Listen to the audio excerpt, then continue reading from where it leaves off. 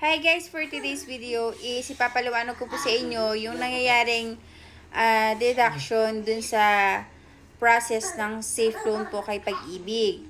Marami po kasi yung nagtataka bakit daw nagkakaroon ng pagbabawas, pag-deduct, pagmaminus dun sa Pag-ibig safe loan po. Ganito po kasi yan, yung mula po dun sa regular savings nyo na kinukuha po yung 90%, ileless po talaga yung loan balance nyo, yung existing loan balance nyo po.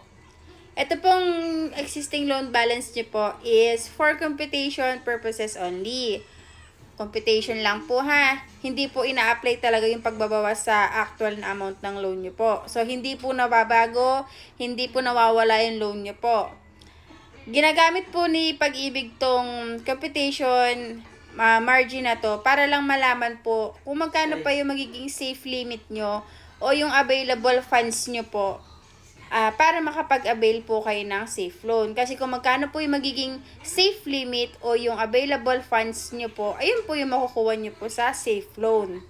So, yun po. Sana po nagigets din po ng iba. Kasi, madali lang naman siya intindihin eh. Need lang talaga iwasan na tingnan mo yung part na yung loan mo is binabawasan talaga, nawawala talaga. Hindi po siya ganun.